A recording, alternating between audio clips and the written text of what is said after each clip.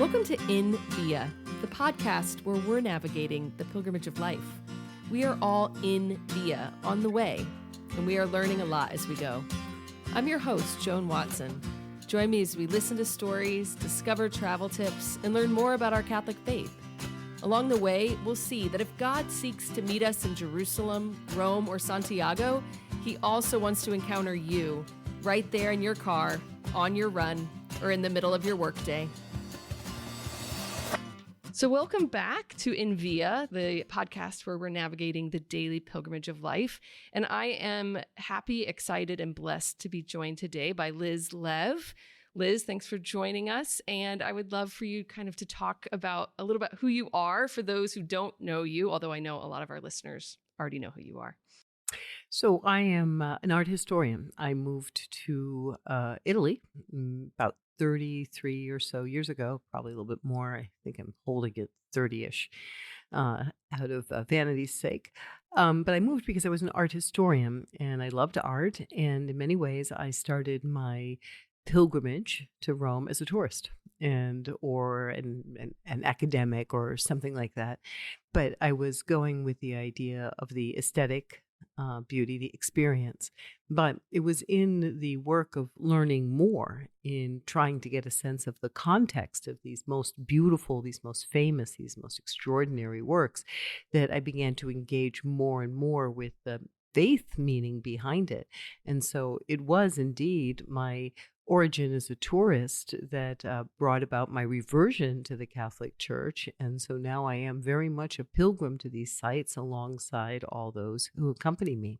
Wow. So pilgrimage. So you first came, you were really in Rome as an art historian, not as a Christian pilgrim. And it was that encounter with beauty that brought you more back into the Catholic faith. Like that's your pilgrimage, is inundated with pilgrimage in a sense. Yes.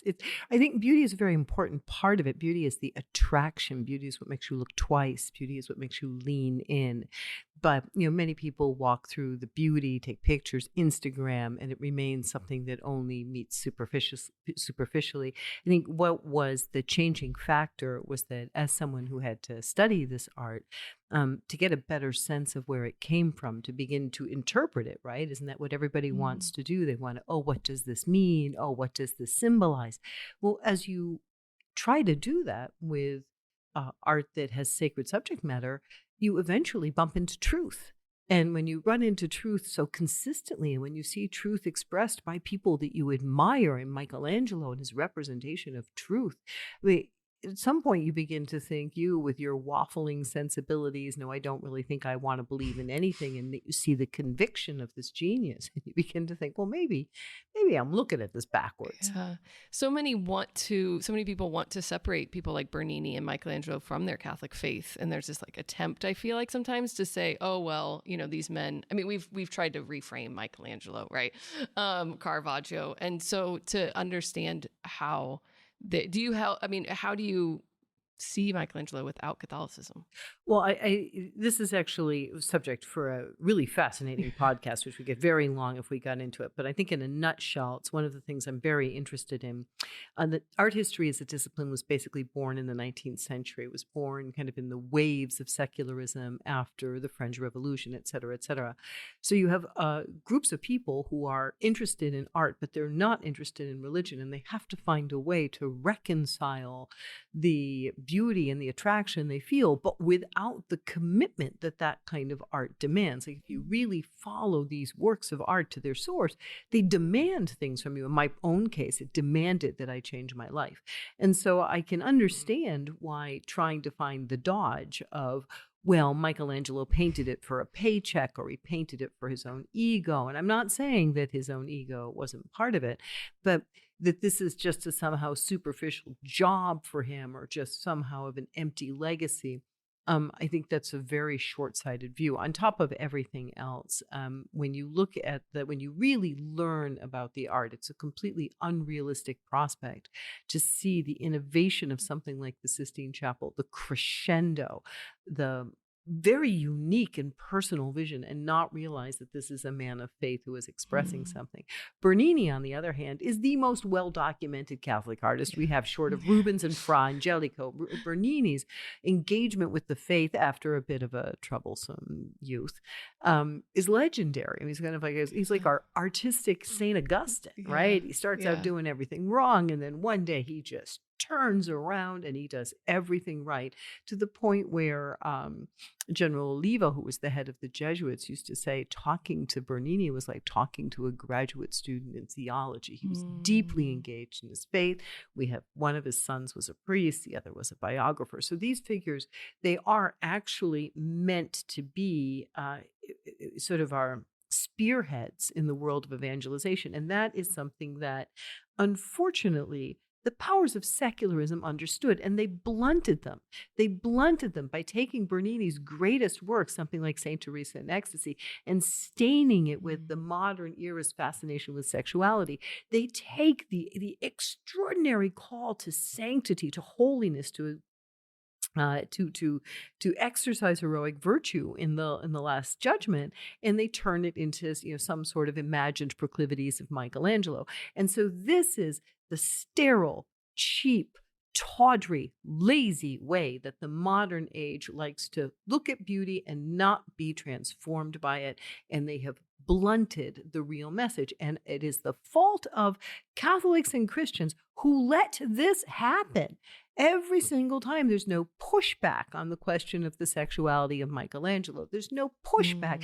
Could this work mean more than that? Oh, no. Okay. Ha, ha, ha. Because it's lazy, because it's easy, because it's simple, because it's a takeaway, and because it doesn't make us have to engage or think or transform ourselves. So we are just as guilty for letting it go as the people who have actively worked to change the evangelizing power of these artists. Yeah. Well, that was worth it just to be able to say that. That makes me very, very upset. I mean, we don't want to be asked anything of. We don't want anything to be demanded of us, right? And so I don't want art to demand something of me. I just want to go and look at it and, like you said, take a picture on Instagram. I don't want to walk into the Sistine Chapel and ask I love at the end of your TED Talk on the Sistine Chapel, you said, this demands something. This makes us ask, who am I? What role do I have to play? We don't want that. Like, that's terribly inconvenient. And I think pilgrimage is the same thing, right? We can go to these places as a tourist, consume, look, take pictures, enjoy, or we can go as a pilgrim and it asks something of us. A pilgrimage demands something of us. And so I love that insight of what is art demand from us. You said the Sistine Chapel forces us to look in a mirror, and I think pilgrimage does the same thing. And I loved your TED Talk in that you had an optimistic view even of the crowds in the Sistine Chapel, that they remind us that beauty captures many people from all walks of life, and it's a reminder that beauty speaks to us all. And so I guess you see a lot of tourists and you see a lot of pilgrims in your daily life. Do you see a difference between the tourist and the pilgrim? Yes, there can be quite a difference between the tourist and the pilgrim. There is the tourist who thinks that he or she is a tourist, but really ends up being a pilgrim. So many times I start a tour or a visit with people who are, we really just want to be in and out of here, and we just want to tick this off the list. And 2 minutes into it, it turns out they have all of these questions. These questions are much more existential, and they want to know and they want to understand. And by the time the tour is over, it is clearly that was a pilgrimage and not a tour. Whereas there are plenty of pilgrims who are, here with all their things to bring out to be blessed by the Pope, but they just, they don't really want to have to engage with these sites. And is it another church? Do we have to keep going to churches? I can't remember the names of all these churches. So, we do have this kind of crossover, but in its highest point, these are sort of exceptions that prove the rule. In its highest point, the tourist is the person who is coming for a reason that may be enriching in just another way. People may just want to learn more about the world in general, get a greater sense of history and sort of context. So there is a sort of a rich form of tourism that in itself is a form of pilgrimage. But pilgrims, the pilgrim comes to pray. The pilgrim comes, I think, for it comes to pray, comes to witness, comes to see these places. And I think one of the major things about pilgrimage is that it's not only what we're getting out of it, the indulgence or the praying in the site, or going to have fried zucchini flowers, or whatever it is that we're doing. It is also something we are giving. And I think one of the important things about pilgrimage that kind of got confused a little during the course of the Protestant Reformation, which gradually began to come down more and more negatively towards the act of pilgrimage. Indeed, if I remember correctly, it was while climbing the steps, the holy stairs, that Luther had his great revelation: justification comes through faith alone. But I think one of the most eloquent work for me is Caravaggio's Madonna of the Pilgrims, where you see these people with their dirty bare feet and their dirty clothes and their battered rags, and they've sunk to their knees. But your first impression, the sort of thing that you would dismiss in the work, all that is the car. And that's the jalopy, the old beat-up Volkswagen they've taken. But those walking sticks that separate their face from their bodies, we see this transformative expression on their faces. Whatever they've come to see, they've seen. And I think that reminds us that pilgrimage really is a journey of love. And it really is, it's born out of also the desire to go visit someone out of love. It's like the sort of very lost practice. In Italy, we still do this, but here we don't. The lost practice of going to a tomb on this day. This way, and these days of November. November 2nd, everybody in Rome is at the cemeteries today. This moment when we go and we make a journey, whether it's to a cemetery, whether it's to cross the country to be home for Thanksgiving dinner. Why do you do that? Do you do that for turkey? Nobody really likes turkey that much. You do it out of love. Pilgrimage is a manifestation of our love, and this journey towards the Lord, who already came to us. I mean, that great pilgrimage of the incarnation. So I think this is our way of, it's something to bear in mind, that, when pilgrims are really have a very successful pilgrimage, is when they realize that this is a journey of love. Yeah. And that, I mean, in the Catholic worldview, these saints are not dead, they're alive in the Lord, and they're our family. And so we are visiting our family. Exactly. We're visiting our friends. We're praying at these tombs, and we know they're not in the tombs, but we're making this gesture to come and visit our family and friends. And when we begin to see life in this way, life as pilgrimage, life as a bigger family than just here on earth, it completely transforms the way we live and the choices we make. I love that the journey of love. And so I think you've already answered the question I'm about to ask, but I've actually heard from people when I've taken pilgrimages, when I've led pilgrimages, people say, well, I can just read a book. I can just look at that in a book. I can just look at that holy card, right? Why do I have to go to San Marco in Florence? I'll just look at the holy cards of Fra Angelico's paintings. And if you've seen the Sistine Chapel in real life, it's hard for you to even begin to think, oh, I'll just look at this in a book. But what would you say to somebody, we have this relatively new phenomenon where we've seen the Sistine Chapel, whether we've been to Rome or not. And that's a relatively new thing, right? Christians before us would walk into that Sistine Chapel and maybe they'd heard stories about it, but they had never seen it. And so what would you say to someone? I mean, is that a good thing, I guess, first of all? Is that a good thing or a bad thing that we've been exposed to these works of art without seeing them in real life? Well, I think it is a great gift for us to have these visual experiences, that we can share works of art are not limited to one place, which are difficult to see and hard to get to and prohibitively expensive for many. So I think in many ways the democratization of beauty, in a certain sense, has been a great boon to humanity. However, the substitution of virtual for real, which we've already seen how well that went with the Mass, the substitution with the virtual and the real is growing more and more problematic. And so I would say less a question of reading a book, because being a college professor, I'm not so sure I would believe the whole book question.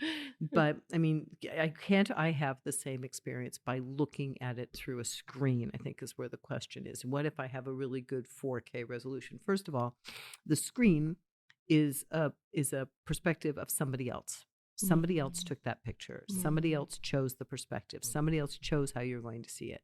You walking into a place, you know how you are going to see it. What is it? What is it like to take that first step into St. Peter's? You can't take a picture of what it's like to cross the threshold and be into a church, and be in a church that's 2 football fields long, and that is sort of beautifully unified in its decoration. You can't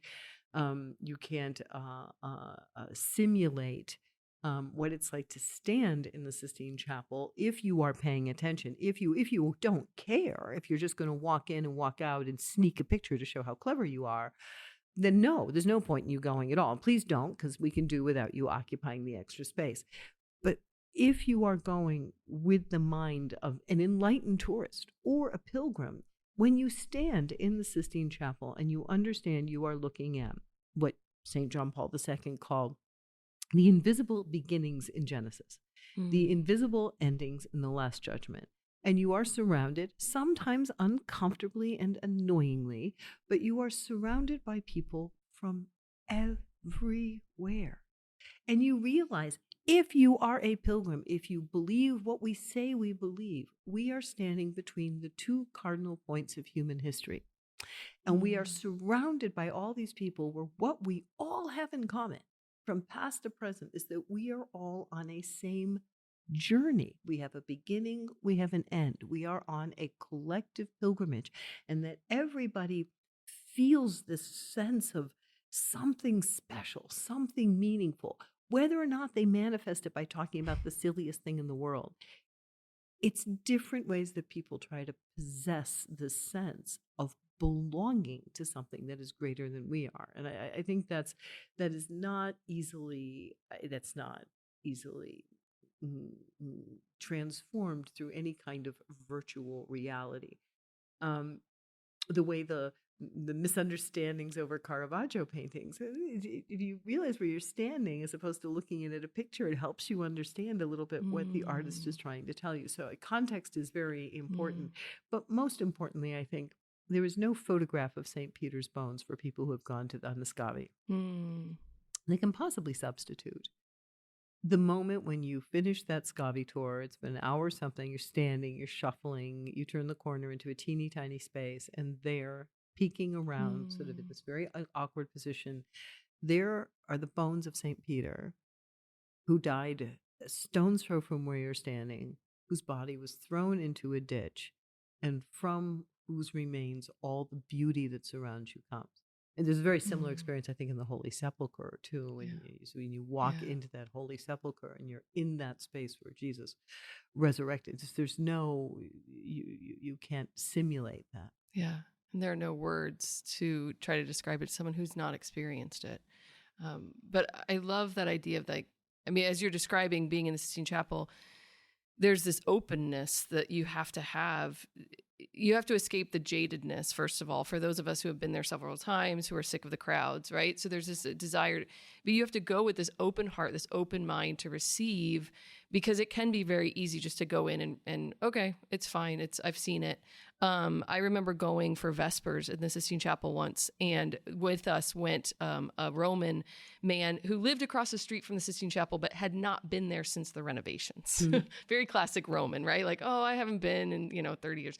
And when he walked into that chapel for the first time, seeing it after the restoration, I was pulled out of my jadedness, right? To see it with those new eyes. And so I think it's a call for us as pilgrims to see that art anew and to see it with that openness, that it's not just something to check off our checkbox, but to receive it the way it was painted and the way the Lord wants us to receive through it. That's what I think is important also about those of us who lead or guide pilgrimages, that we have the opportunity to see things afresh with other people's eyes. It's like teaching, right? You get to see the material again through the students' eyes when the students understand it for the first time, and watching them wrestle with it. And I think that's a very beautiful aspect of pilgrimage. Yeah. Just kind of a fun question as we wrap up. What's your favorite place to take people, to lead people in Rome, whether it's something very, a very typical place or a very off the beaten path place? Where do you think you've seen the Lord work Or where's your favorite, because I've been on tours with you in the Vatican Museums. I've been on tours with you in the Roman Forum at the Colosseum. But where's your favorite place to kind of take a pilgrim to have that encounter with the Lord? Well, for me, it really is the Vatican Museums, because the Vatican Museums allows you to build a story, and sort of the way that the collection oscillates from sort of pagan classical art to medieval art to this duel between Raphael and Michelangelo. I mean, there's something really exciting about the way everything fits together. There's something really stunning about the order with which you can see the classical world is doing its thing. It has no idea that there's going to be an incarnation. But once the incarnation comes, it can co-opt that beauty and it turns it into something completely new. All the while, you have these human beings, being human beings, who are wrestling with each other, but somehow between these dislikes and these arguments, they manage to produce their best work. I mean, I find the whole thing remarkably compelling and incredibly eye-opening. Besides that, I love any place with Caravaggio. I love to visit. I like to do a lot of tours. One of the things I really enjoy doing is to talk about the women of Rome. So from Sant'Agostino to Santa Maria sopra Minerva to Santa Maria della Pace, just because there's a lot of strange ideas about the history of the church and women, and I find it a very nice way to kind of pick away a little bit at the shell of assumptions and stereotypes that we've built up about the church and women, and kind of think about things a little bit differently.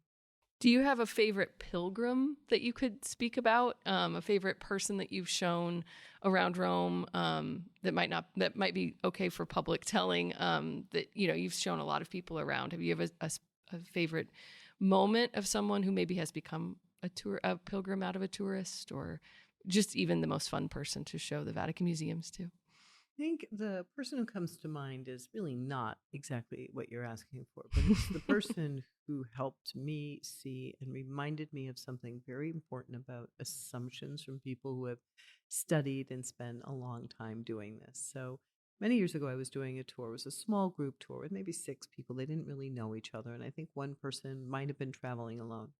She was irritating. She interrupted, asked questions that seemed kind of silly, and you could see that sort of she was grating on the rest of the group, so it made it kind of difficult in dealing with the group, because every time she opened her mouth, I could see the other couple kind of rolling their eyes and trying to figure out how to diplomatically work through this. But when we got to the Sistine Chapel, I let everybody go. Back in the day, you could explain in the Sistine Chapel, so it was unusual for me to not just do the explanation in the Sistine Chapel, but I just was not in the mood. I was tired. So I was standing in front of the Last Judgment, and this woman came back over to me, and I remember just sort of rolling my eyes internally, and she said, "That's a pretty sexy painting." And the first thought in my mind was, oh my gosh, why? And then I looked at it through her eyes, and I realized she was right. And that the way Mary was placed next to Jesus, the way the figures interact to eyes like hers as opposed to eyes like mine, that's what that looks like. And thanks to this woman, the entire transformation of how I think about the Last Judgment, everything I write, everything I know, I owe it to this person who suddenly, with what seemed like a silly phrase, cut through all the art speak and all the Christian speak that would prevent me from seeing that Michelangelo was really trying to talk about a very profound kind of love, a deep passion of Christ for his church. So that's my favorite pilgrim. Yeah, sometimes truth comes in the funniest. Yes, it does. Places. Yes, it does.